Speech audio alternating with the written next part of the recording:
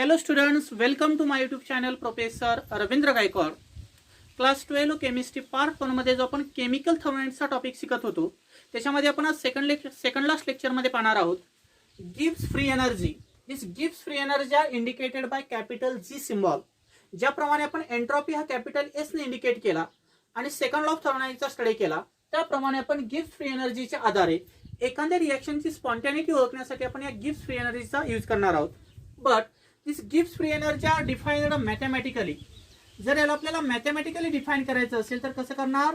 G is equal to H minus T S. Means free energy are defined as G is equal to H minus T S. Equation number first असेल. फिर H म्हणजे काय असणार आहे कोण सांगताय? सर्वांना माहित आहे. एच म्हणजे काय असणार आहे? एन्थाल्पी ऑफ द सिस्टीम असेल. What is the T? T म्हणजे तुमचं काय असणार आहे? ॲब्सोल्यूट टेम्परेचर असणार आहे आणि हे टेम्परेचर आपण कशामध्ये मेजर करतो? केल्विन मध्ये. एस म्हणजे काय असणार आहे तुमचा? एंट्रोपी असणार आहे सिस्टीमची ज्याच्या आधारे आपण स्पॉन्टॅनिटी ओळखतो. आणि जी म्हणजे काय असतं तुमचा? गिब्स फ्री एनर्जी आहे. But this change in Gibbs free energy is given by. मग आपल्याला जर change in Gibbs free energy जर रिप्रेझेंट करायचं असेल तर कसं लिहिणार? The change in Gibbs free energy is given by. Change in form मध्ये जर आपल्याला इक्वेशन फर्स्ट लिहायचं असेल तर we know that H means the change in enthalpy, S is the change in entropy at a constant temperature. Like this way, this G is also the change in Gibbs free energy. But this H and S is the state function. Like this way, G is also the state function. की H हे state function आहे आणि S देखील state function आहे. म्हणजे change in enthalpy he initial आणि final स्टेटवर depend असते आणि चेंज इन एंट्रोपी देखील इनिशियल आणि फायनल स्टेटवर डिपेंड आहे. त्याचप्रमाणे गिब्स फ्री एनर्जी देखील इनिशियल आणि फायनल स्टेटवर डिपेंड आहे. पण याला आपण चेंज इन फॉर्म मध्ये कसं लिहिणार? Delta G is equal to delta H minus T delta S. Equation number 2 means change in Gibbs free energy is equal to delta G is equal to delta H minus T delta S. Means difference between the change in enthalpy at a constant temperature in change in entropy are also called as a change in Gibbs free energy. आणि या इक्वेशनचे आपण पुढच्या derivation मध्ये use करणार आहोत. लक्षात राहू द्या पहा. तर हे झालं इंट्रोडक्शन पार्ट. हे झालं त्याचं मॅथमॅटिकल इक्वेशन आणि हे झालं चेंज इन फॉर्म मध्ये गिब्स फ्री एनर्जीचं इक्वेशन. काय आलं? Delta G is equal to delta H minus T delta S. T म्हणजे ॲब्सोल्यूट टेम्परेचर माहिती झालं. डेल्टा एच म्हणजे चेंज इन एन्थाल्पी आहे.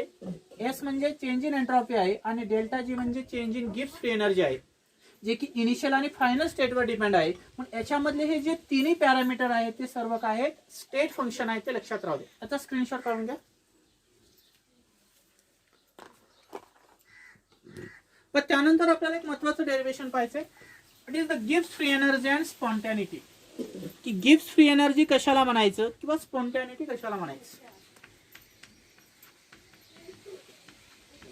गिब्स एनर्जी किंवा Gibbs free energy and spontaneity. Gibbs free energy and spontaneity याच्यामध्ये एक derivation आपल्याला compare करायचं आहे. तुम्हाला पाठीमागच्या लेक्चरमध्ये सेकंड लॉ ऑफ थर्मोडायनामिक्स माहित झाला ज्याच्या आधारे आपण रिएक्शनची स्पॉन्टॅनिटी ओळखली होती. ह्याला सुरुवात करत असताना कसं लिहिणार? According to second law of thermodynamics. According to second law of thermodynamics काय सांगतो second law of thermodynamics? Delta S total is equal to delta S system plus delta S surrounding are called as second law of thermodynamics. म्हणजे काय statement केली होती पहा? The total entropy of the system and its surrounding are always increases in a spontaneous reaction are called as a second law of thermodynamics. या second law of थर्मोडायनामिक्सच्या आधारे आपण ह्या रिएक्शनची spontaneity compare केली होती पहा. डेल्टा एस टोटलच्या आधारे काय होती? Delta S total is greater than 0 जर असेल तर दिलेली रिएक्शन ही स्पॉन्टॅनियस असते. आपण पाठीमागच्या लेक्चरमध्ये पाहिलं होतं. इसकी +5 जूल आहे. युनिट तुम्हाला दाखवलं होतं एक्झाम्पल. +5 आहे म्हणजे प्लस व्हॅल्यू आली म्हणजे 0 पेक्षा जास्त आली म्हणजे दिलेली रिएक्शन काय होती? स्पॉन्टॅनियस. दुसरी कंडिशन आहे delta S total is less than 0 जर असेल तर ती रिएक्शन नॉन स्पॉन्टॅनियस असते. ती रिएक्शन काय असते? नॉन स्पॉन्टॅनियस असते. आणि तिसरी कंडिशन आहे डेल्टा एस टोटल जर इक्वल टू 0 असेल तर ती रिएक्शन काय असते? इक्विलिब्रियम फॉर्म मध्ये असते. ही रिएक्शन काय असते तुमची? इक्विलिब्रियम फॉर्म मध्ये असते. म्हणजे याच्यामध्ये ह्या 3 कंडिशन आपण सेकंड लॉच्या आधारे पाहिल्या होत्या. काय काय? Delta S total is greater than 0 त्यावेळेस रिएक्शन स्पॉन्टेनियस असते. Delta S total is less than 0 त्यावेळेस रिएक्शन नॉन स्पॉन्टेनियस असते. आणि delta S total is equal to 0 त्यावेळेस ती रिएक्शन कशी असते? इक्विलिब्रियम फॉर्म मध्ये आहे. But we know that the change in Gibbs free energy is equal to, मग चेंज इन गिब्स फ्री एनर्जीचं इक्वेशन काय आहे? आता अशी दाखवली पहिल्या पॉइंट्स मध्ये delta G is equal to delta H minus T delta S. त्याला काय म्हणतो आपण? Change in Gibbs free energy. मग change in Gibbs free energy मध्ये जर आपल्याला सिस्टीम आणि सराउंडिंग जर कन्सिडर केलं तर काय होतं पहा? फर्स्ट कंडिशन फॉर सिस्टीम साठी जर आपण एन्थाल्पी कन्सिडर केली तर त्यावेळेस डेल्टा एच ची व्हॅल्यू काय असते? पॉझिटिव्ह असते. म्हणजे ती रिएक्शन काय असणार आहे? एंडोथर्मिक असेल. आणि फॉर सराउंडिंग साठी जर कम्पेअर केली enthalpy for surrounding if delta H is negative, मग डेल्टा एच जर निगेटिव्ह असेल तर क्यू असतो. डेल्टा एच निगेटिव्ह आहे म्हणजे काय असतो? क्यू असतो. म्हणजे सिस्टीम साठी चेंज इन एन्थाल्पी पॉझिटिव्ह असते. म्हणजे दिलेली रिएक्शन ही कशी असणार आहे? इथं एंडोथर्मिक असते. हे तुम्हाला माहित आहे, सांगायची गरज नाही. आणि सराउंडिंग साठी हीट एनर्जी इव्हॉल्व होत असते. म्हणजे डेल्टा एच असतो. डेल्टा एच असतो म्हणजे क्यू रिव्हर्सिबल असतो. म्हणजे ही रिएक्शन कशी असते? एक्झोथर्मिक असते. हे आपल्याला माहित आहे. But we know that the quantitative definition of entropy, की एंट्रॉपीची आपल्याला क्वांटिटेटिव्ह डेफिनेशन माहित आहे. मग काय आहे? Delta S for surrounding is equal to Q reversible upon T. अशा प्रकारची डेफिनेशन होती. मायनस डेल्टा एच म्हणजेच काय आहे? क्यू आहे. बरोबर. मग काय लिहिणार? Delta S surrounding is equal to minus delta H upon T. Minus delta H upon T हा समजा इक्वेशन नंबर 3 असेल. म्हणजे क्यू रिव्हर्सिबल अपॉन टी च्या जागी काय टाकले आपण? Minus delta H upon T ची व्हॅल्यू टाकली. Substitute the value of equation 3 in equation 1. की इक्वेशन 3 ची व्हॅल्यू जर इक्वेशन 1 मध्ये जर टाकली तर काय येईल? इक्वेशन पाहिजेच लिहितो मी साईडला. Delta S total is equal to delta S system. इथं प्लस आहे आणि इथं मायनस. प्लस मायनस काय होईल? Minus delta H upon T. म्हणजे काय इक्वेशन तयार झालं पहा? Delta S total is equal to delta S system minus delta H upon T. म्हणजे डेल्टा एस सराउंडिंगची व्हॅल्यू इथं आपण पुटअप केली. आधी इथपर्यंत लक्षात. आता नेक्स्ट स्टेपला काय होतं का दिसते का ते बघा थोडं. आता नेक्स्ट स्टेपला काय होईल इथं पहा? आपल्याला इथं मायनस डेल्टा एच आपण टी ची व्हॅल्यू याच्यामध्ये काय केली? आपण सबस्टिट्यूट केली.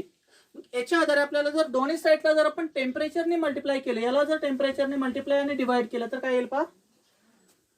Delta S total is equal to T delta S system divide by T minus delta H upon T.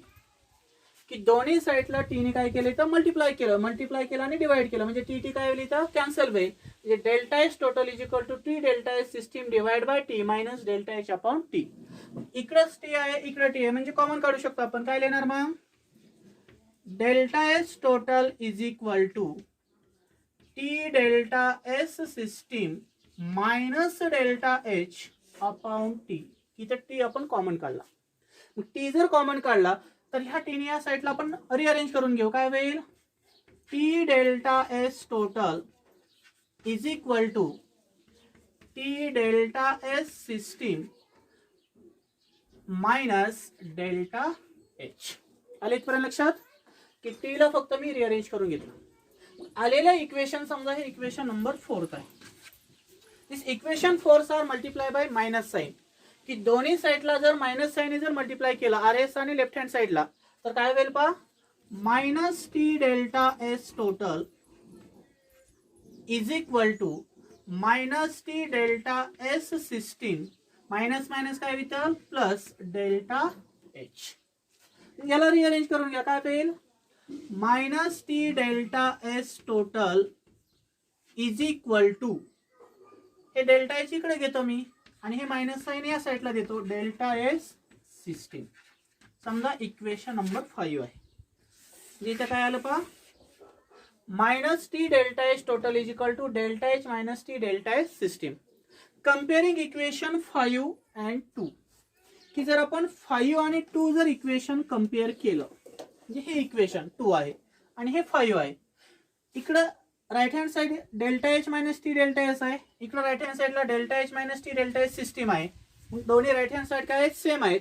This कंपेअरिंग equation 5 and 2, काय होईल इथं, therefore delta G is equal to, याची लेफ्ट हँड साइड काय आहे minus T delta S total, equation number 6. तर हे आलं तुमचं डेल्टा जी आणि टोटल एंट्रॉपीचं relation. Delta G is equal to minus T delta S total, कारण आपण इक्वेशन 5 आणि इक्वेशन 2 कंपेअर केलं, राईट हँड साइड दोघांच्या सारख्या आहेत म्हणजे कॅन्सल झाल्या, शिल्लक काय राहिला delta G is equal to minus T delta S total. आता इथं मायनस टी आहे म्हणजे टेम्परेचर कधीच निगेटिव्ह नसतं, पा लक्षात राहू द्या. म्हणून डेल्टा जी पॉझिटिव्ह आहे, डेल्टा एस निगेटिव्ह आहे, म्हणजे दोन्ही एकमेकाच्या अपोजिटला आहे. मग याच्या आधारे आपल्याला रिॲक्शनची स्पॉन्टॅनिटी ओळखता येते. जसं आपण सेकंड लॉच्या आधारे डेल्टा एस टोटलच्या आधारे स्पॉन्टेनियस, नॉन स्पॉन्टेनियस आणि इक्विलिब्रियम सांगितलं. डेल्टा एस टोटलच्या अपोजिट काय असणार आहे तुमचा डेल्टा जी असतो. काय कंडिशन येते पा फर्स्ट इथं, if delta G is less than 0 the given reaction is a spontaneous. जर डेल्टा जी हा लेस दॅन 0 असेल त्यावेळेस डेल्टा एस टोटल हा ग्रेटर दॅन 0 असतो, म्हणजे दिलेले रिॲक्शन काय असेल स्पॉन्टेनियस असेल. If delta G is greater than 0 the given reaction is a non spontaneous. त्यावेळेस ती रिॲक्शन कशी असेल तुमची नॉन स्पॉन्टेनियस असेल. Means if delta G is greater than 0 then delta S total is less than 0 the given reaction is a non spontaneous, म्हणजे दोघे एकमेकाच्या opposite आहेत. आणि तिसरी कंडिशन काय असेल, if delta G is equal to 0 the given reaction are at equilibrium condition, त्यावेळेस ती रिॲक्शन कशी असेल इक्विलिब्रियम फॉर्म मध्ये असेल, म्हणजे तिसरी कंडिशन दोघांसाठी सेम आहे.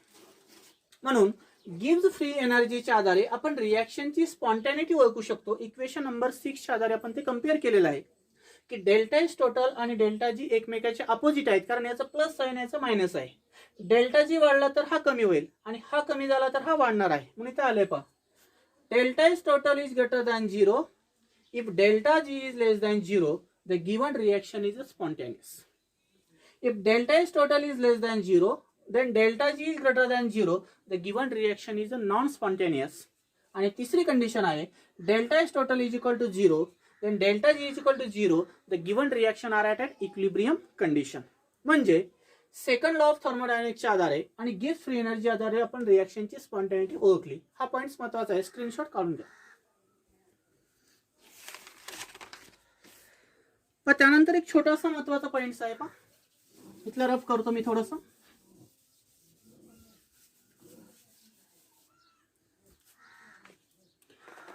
टेम्परेचर ऑफ इक्विलिब्रियम, काय हेडिंग आहे temperature of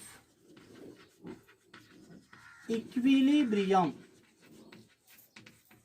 temperature of equilibrium, equilibrium टेम्परेचरचं आपल्याला कंडिशन प्रूव्ह करून दाखवायची याच्यामध्ये पहा. टेम्परेचर इक्विलिब्रियम तुम्हाला गिव्स फ्री एनर्जीचं इक्वेशन माहित आहे.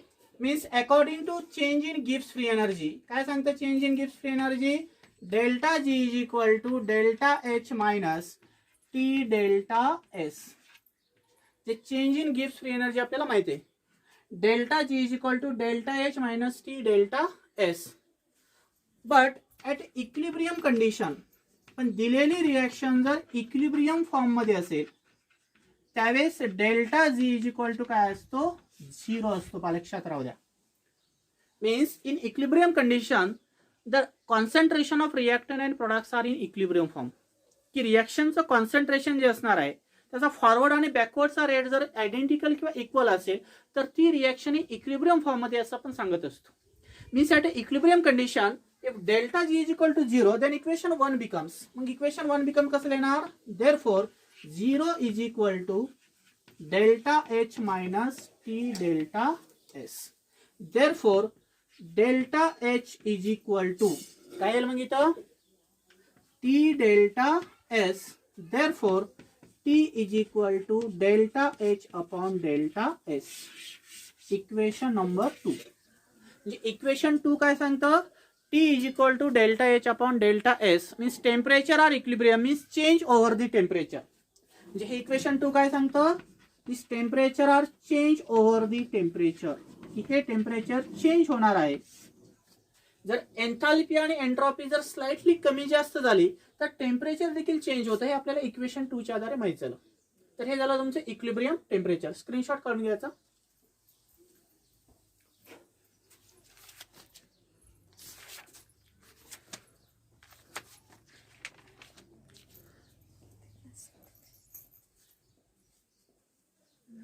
त्यानंतर आपल्याला नेक्स्ट पॉइंट पाहायचा आहे, what is the spontaneity of the reaction. की आपण वेगळ्या प्रकारचे स्टेट फंक्शन स्टडी केले. आता एक टेबल आहे जो की तुम्हाला कॉम्पिटेटिव्ह एक्झाम मध्ये तो टेबल महत्वाचा आहे. हेडिंग टाकतो मी सुरुवातीला, स्पॉन्टॅनिटी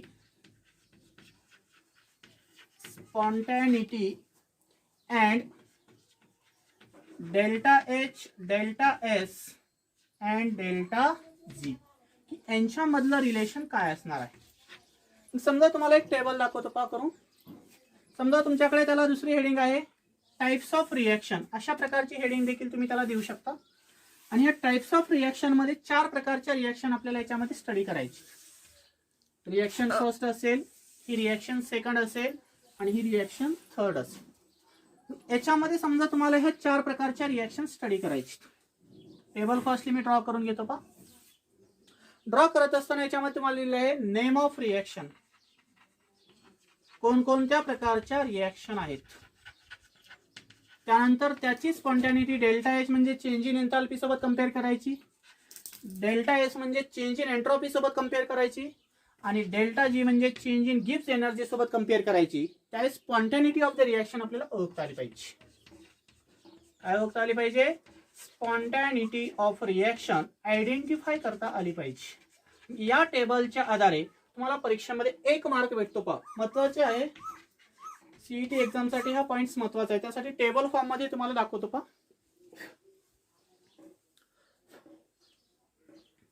आता याच्यामध्ये 4 प्रकारचे रिएक्शन कोणकोणते शिकायचे. समजा तुमच्याकडे पहिली रिएक्शन असेल एक्झोथर्मिक रिएक्शन. कोणते, एक्झोथर्मिक. दुसरी रिएक्शन असेल तुमच्याकडे एंडोथर्मिक. त्यानंतर तिसरी रिएक्शन असेल तुमच्याकडे एक्झोथर्मिकच असेल आणि चौथी रिएक्शन असेल तुमच्याकडे एंडोथर्मिकच. म्हणजे मेनली 2च रिएक्शन आहेत पण आपण ते 4 प्रकारामध्ये कन्सिडर करणार आहोत कंडिशनला. Exothermic endothermic, exothermic endothermic. Trick लक्षात राहू द्या. नेम ऑफ रिएक्शन मध्ये पहिली रिएक्शन काय आहे, एक्झोथर्मिक. दुसरी काय आहे, एंडोथर्मिक. तिसरी एक्झो, चौथी एंडो. त्यास आता delta H delta S delta G आणि त्याच्यावर आपल्याला रिएक्शनची स्पॉन्टॅनिटी ओळखायची. समजा तुमचा जर एक्झोथर्मिक रिएक्शन मध्ये डेल्टा एच निगेटिव्ह असेल, म्हणजे चेंज इन एन्थाल्पी जर निगेटिव्ह असेल तर डेल्टा एस देखील निगेटिव्ह असला पाहिजे. त्यावेळेस चेंज इन डेल्टा जी म्हणजे गिब्स फ्री एनर्जी हा देखील काय असतो, निगेटिव्ह असतो. पण कधी निगेटिव्ह असतो, ऍट अ लो टेम्परेचर. कधी निगेटिव्ह असणार आहे, लो टेम्परेचरला तो निगेटिव्ह असतो. त्यावेळेस रिएक्शनची स्पॉन्टॅनिटी ओळखायची. तर त्यावेळेस ती रिएक्शन ही कशी असते, स्पॉन्टॅनियस असते ऍट अ लो टेम्परेचर. की लो टेम्परेचरला ती रिएक्शन स्पॉन्टॅनियस असते. समजा तुम्हाला प्रॉब्लेम मध्ये दिलेलं असेल, दिलेल्या रिएक्शन मधून हीट एनर्जी इव्हॉल्व होत असेल म्हणजे डेल्टा एच निगेटिव्ह असेल, एंट्रॉपीची व्हॅल्यू निगेटिव्ह असेल आणि डेल्टा जी ची व्हॅल्यू निगेटिव्ह असेल पण टेम्परेचर कमी असेल, त्यास ओळखायचे की ती रिएक्शन स्पॉन्टॅनियस आहे का नॉन स्पॉन्टॅनियस. तर काय आन्सर असेल, जर given reaction are spontaneous at a low temperature, sign लक्षात राहू द्या, minus minus minus low temperature आणि ती reaction spontaneous at a low temperature. आता दुसरी कंडिशन आहे एंडोथर्मिक. एंडोथर्मिक मध्ये पहा काय होतं, डेल्टा एच ची व्हॅल्यू म्हणजे एन्थाल्पीची व्हॅल्यू पॉझिटिव्ह असेल. त्यानंतर डेल्टा एच ची व्हॅल्यू इथं देखील पॉझिटिव्ह असेल, पण डेल्टा जी ची व्हॅल्यू काय होते, चेंज होते. ती काय असणार आहे, negative at a higher temperature. Negative at a high temperature. आता पहा, एंडोथर्मिक रिएक्शन म्हणजे हीट एनर्जी ऍब्सॉर्ब केली म्हणजे प्लस साइन आलं. त्यावेळेस डेल्टा एच देखील काय आहे, प्लस आहे. पण change in Gibbs free energy काय आहे तुमचा, मायनस आहे. पण केव्हा, ॲट अ हायर टेम्परेचरला. त्यावेळेस दिलेली रिएक्शन ही स्पॉन्टॅनियस असते at a higher temperature. Means given reaction is a spontaneous at a high temperature. की हाय टेम्परेचरला ती रिएक्शन काय असणार आहे, स्पॉन्टॅनियस. लक्षात आलं सेकंड कंडिशन. आता पण थर्ड कंडिशन काय, नंतर मी एक्झोथर्मिकच रिएक्शन घेतली आणि या एक्झोथर्मिक रिएक्शन मध्ये एच ची व्हॅल्यू असेल निगेटिव्ह, डेल्टा एस असेल पॉझिटिव्ह आणि डेल्टा जी असेल तुमचा निगेटिव्ह असेल. पण टेम्परेचर कोणतंही असेल, ॲट ऑल टेम्परेचर. टेम्परेचर काय असेल तुमचं, कुठलंही टेम्परेचर असेल. म्हणजे डेल्टा एच ची व्हॅल्यू जर निगेटिव्ह असेल तर ती रिएक्शन एक्झोथर्मिक असते.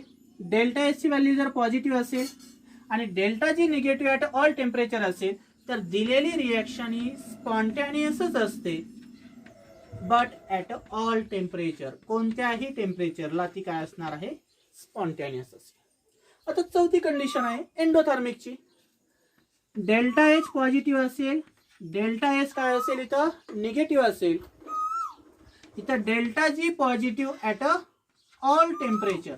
मग डेल्टा जी पॉझिटिव्ह जर असेल ऑल टेम्परेचरला तर दिलेली रिएक्शन ही कशी असते, नॉन स्पॉन्टॅनियस असते. पहा, आणि केव्हा, ॲट ऑल टेम्परेचर. तर हा एक टेबल आहे पहा छोटासा, एक लक्ष द्या. हा कॉम्पिटेटिव्ह एक्झामसाठी विचारला जातो. याच्यामध्ये मी ट्रिकच्या आधारे हा टेबल तयार केलेला आहे. मेनच दोन प्रकारच्या रिएक्शन आहेत, एक्झोथर्मिक आणि एंडोथर्मिक. एक्झोथर्मिक रिएक्शन मध्ये काय होतं पहा, हीट एनर्जी इव्हॉल्व होत असते, म्हणजे डेल्टा एच निगेटिव्ह असतो आणि एंडोथर्मिक मध्ये डेल्टा एच काय असतो, पॉझिटिव्ह असतो. फक्त इथं डेल्टा एस आणि डेल्टा जी चं साइन फक्त लक्षात राहून द्यायचं. तुम्हाला एक्झो आणि एंडो तर नोन आहे. पहिली कंडिशन आहे exothermic, delta S negative, delta S negative, delta G negative at a low temperature. त्यावेळेस ती रिएक्शनचा आन्सर काय लिहायचं, spontaneous at a low temperature. म्हणजे रिएक्शन वरती जर तुम्हाला लो टेम्परेचर दिलेलं असेल तर ती रिएक्शन काय असते, स्पॉन्टॅनियस असते. दुसरी कंडिशन आहे एंडोथर्मिक रिएक्शन असेल, delta H positive, delta S positive. त्यावेळेस delta G negative at higher टेम्परेचरला जर असेल तर ती रिएक्शन हायर टेम्परेचरला कशी असते, स्पॉन्टेनियस असते. त्यानंतर तिसरी कंडिशन आहे एक्झोथर्मिकची. डेल्टा एस निगेटिव्ह असेल, डेल्टा एस पॉझिटिव्ह असेल, delta G negative at all temperature. त्यावेळेस ऑल टेम्परेचरला ती रिएक्शन काय असेल, स्पॉन्टेनियस असेल. फक्त हे तीन साइन लक्षात राहून द्यायचं. नंतर चौथी कंडिशन आहे एंडोथर्मिक. डेल्टा एस पॉझिटिव्ह असेल, डेल्टा एस निगेटिव्ह असेल, डेल्टा जी पॉझिटिव्ह असेल ॲट ऑल टेम्परेचरला. जर delta G positive at all टेम्परेचरला असेल तर फक्त इथं आन्सर काय लिहिणार तुम्ही, नॉन स्पॉन्टेनियस. म्हणजे ज्या रिएक्शन मध्ये डेल्टा जी निगेटिव्ह आहे, मग लो असेल, हाय असेल की ऑल असेल, डेल्टा जी ची व्हॅल्यू जर तुम्हाला एक्झाम मध्ये निगेटिव्ह दिलेली असेल तर डोळं झाकून आन्सर काय लिहायचं, स्पॉन्टेनियस रिएक्शन. पण डेल्टा जी ची व्हॅल्यू जर तुम्हाला पॉझिटिव्ह दिलेली असेल तर त्याचे आन्सर काय लिहिणार तुम्ही, नॉन स्पॉन्टेनियस. तर हा इथे एक महत्त्वाचा पॉईंट आहे, तो लक्षात राहू द्या. एकदा टेबल पहा, त्याचा स्क्रीनशॉट काढून घ्या आणि ही ट्रिक तुम्हाला कुठल्याही टेक्स्टबुक मध्ये पाहायला भेटणार नाही.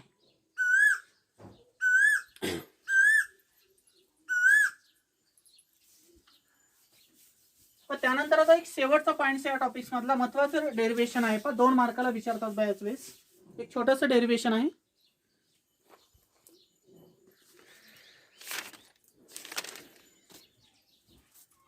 काय हेडिंग आहे तुमच्या बुक नुसार, gives function and equilibrium constant. Gives function and equilibrium constant.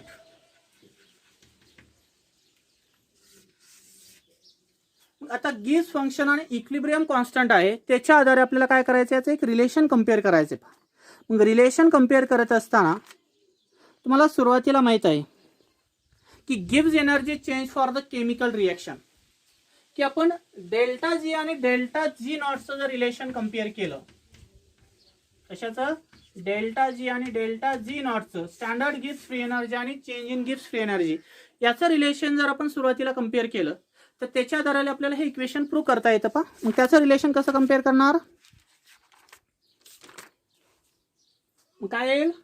The change in गिव्स free energy delta G is equal to delta G not plus RT/ln Q. Equation number first असेल. जिथे काय compare केलं पा? Delta G आणि delta G नॉटचं relation compare केलं. डोक्यावरती 0 आहे म्हणजे स्टँडर्ड असणार आहे. म्हणजे delta G is equal to delta G not plus RT/ln Q. याच्यामध्ये तुम्हाला माहित आहे फिर डेल्टा जी नॉट म्हणजे काय असतो? स्टँडर्ड गिव्स फ्री एनर्जी. स्टँडर्ड गिव्स फ्री एनर्जी असतो बरोबर.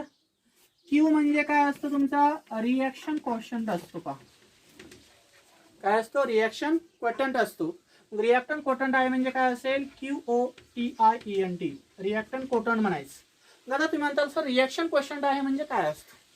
की एखादी केमिकल रिएक्शन जर असेल तर त्या केमिकल रिएक्शन मध्ये फॉरवर्ड आणि बॅकवर्डचा रेट जर आयडेंटिकल असेल तर त्यावेळेस आपण त्या रिएक्शनच्या कॉन्सन्ट्रेशनच्या आधारे रिएक्टंट क्वोशंट म्हणजे क्यू ची व्हॅल्यू ही डिटरमाइन करत असतो. लक्षात आलं? क्यू म्हणजे काय आहे? की एखादी केमिकल रिएक्शन ही इक्विलिब्रियम फॉर्म मध्ये असेल तर त्यावेळेस रिएक्टंट आणि प्रोडक्टचं कॉन्सन्ट्रेशन कॅल्क्युलेट करण्यासाठी आपण ह्या क्यूचा यूज करत असतो. कन्सिडर करा की केमिकल रिएक्शन आहे AA plus BB are in equilibrium to give CC plus DD. की अशा प्रकारची तुम्हाला केमिकल रिएक्शन दिली आणि याचा रिएक्टंट क्वोशंट हा कॉन्सन्ट्रेशन टर्मला आपल्याला कॅल्क्युलेट करायचा. म्हणजे QC म्हणजे कॉन्सन्ट्रेशन आहे. त्यावेळेस काय येईल? Concentration of product divide by concentration of reactant असेल. Concentration of reactant. Therefore QC is equal to, मग कॉन्सन्ट्रेशन ऑफ प्रोडक्ट मध्ये काय येईल? C⁻C into concentration of D⁻D divide by concentration of A⁻A into concentration of B⁻B. Square bracket आहे म्हणजे concentration असतं. लक्षात राहू द्या. स्क्वेअर ब्रॅकेट आहे म्हणजे काय असतं? कॉन्सन्ट्रेशन आहे. म्हणजे काय लिहितं? QC is equal to concentration of C to the power C into concentration of D to the power D divide by concentration of A to the power A into concentration of B to the power B. मग आता याच्यामध्ये आपल्याला माहिती झालं की QC म्हणजे काय असतो? QC हा काय असतो? कॉन्सन्ट्रेशन ऑफ रिएक्टंट आणि प्रोडक्ट. त्याच्याऐवजी तुम्हाला नवीन बुकमध्ये QP दिलेलं असेल. Partial pressure of reactant and product असं देखील तुम्ही कन्सिडर करू शकता. काय करू शकता? कन्सिडर करू शकता. बट रिएक्शन ऍट इक्विलिब्रियम, पण दिलेली रिएक्शन जर इक्विलिब्रियम फॉर्म मध्ये असेल means the reaction at equilibrium condition. जर दिलेली रिएक्शन जर इक्विलिब्रियम कंडिशनला जर असेल तर QC इज इक्वल टू इथं काय कन्सिडर करणार? इक्विलिब्रियम कॉन्स्टंट कॅपिटल K आणि C म्हणजे कॉन्सन्ट्रेशन. त्यावेळेस डेल्टा G हा देखील काय असतो? तुमचा 0 असतो. हे आपल्याला माहित आहे. Then equation 1 becomes.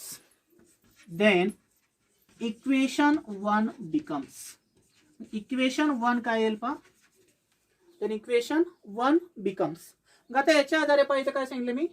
QC is equal to हे concentration of product divide by concentration of reactant आपण काढलं.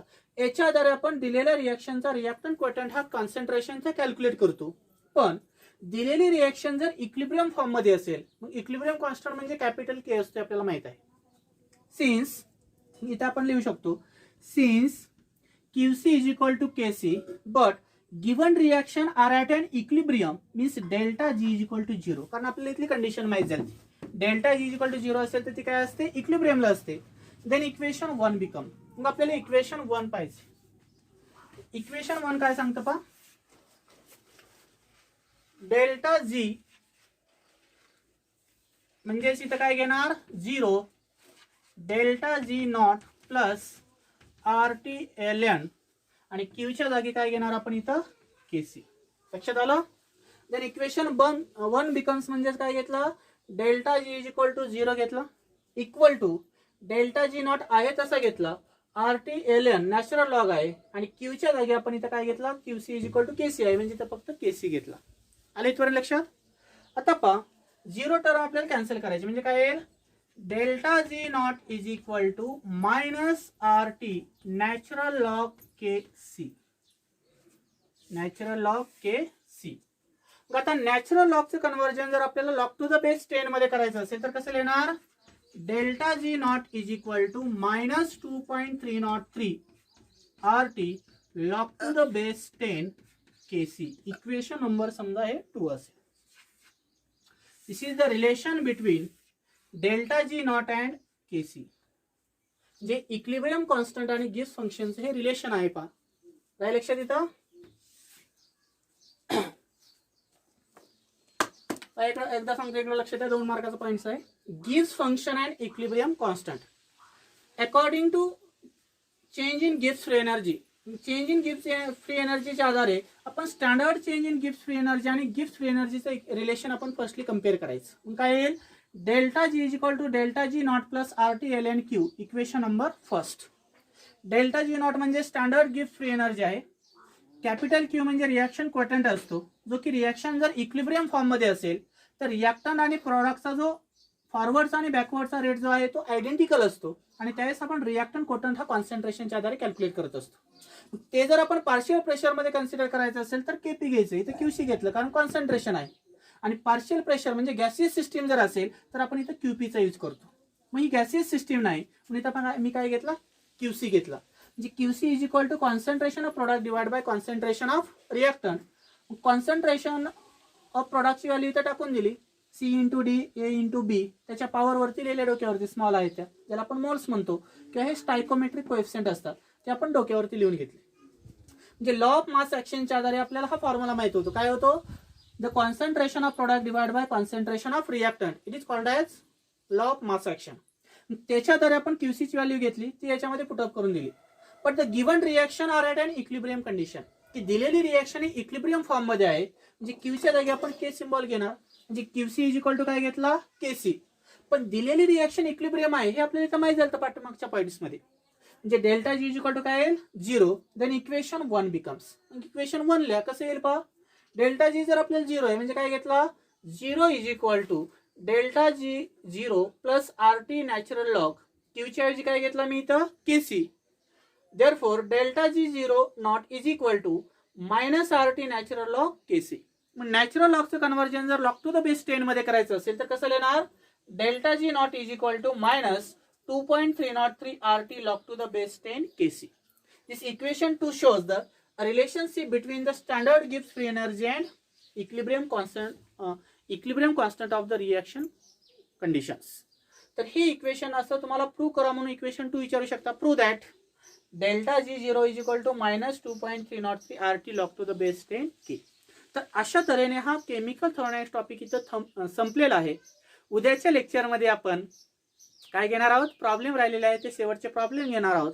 उद्या आपलं इथे लेक्चर एंड होईल आणि हे लेक्चर एंड झाल्यानंतर परवा किंवा 2 दिवसानंतर दोन्ही टॉपिक्सवर हॅलोजन डेरिव्हेटिव्ह आणि केमिकल थर्मोडायनामिक्स याच्यावर एक MCQ ची टेस्ट घेणार आहोत.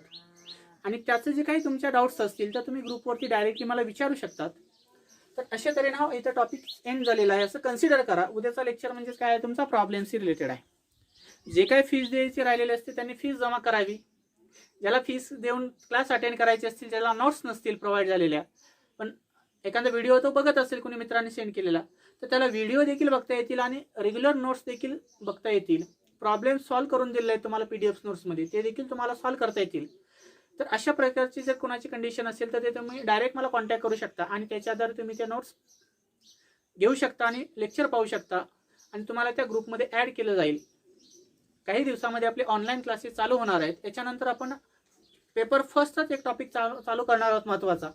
त्यावेळेस मात्र मी सर्व व्हिडिओ हे अनलिस्ट करणार आहे. ते कोणालाही पाहता येणार नाही. ज्यांनी फीस कलेक्ट केलेली असेल त्याच विद्यार्थ्याला व्हिडिओ पाहता येतील. नाहीतर असं म्हणताल की सरने 1-2 वेळेस व्हिडिओ अनलिस्ट केले नंतर पब्लिक केले आम्हाला दिसतात, असं कधीच होणार नाही. इथं ज्यावेळेस आपण आता तिसरा टॉपिक चालू करणार आहोत त्यावेळेस तिथं तुम्हाला ज्यांनी फीस पेड केली आहे त्याच विद्यार्थ्याला व्हिडिओ पाहता येईल, याची दक्षता घ्यावी. थँक्यू.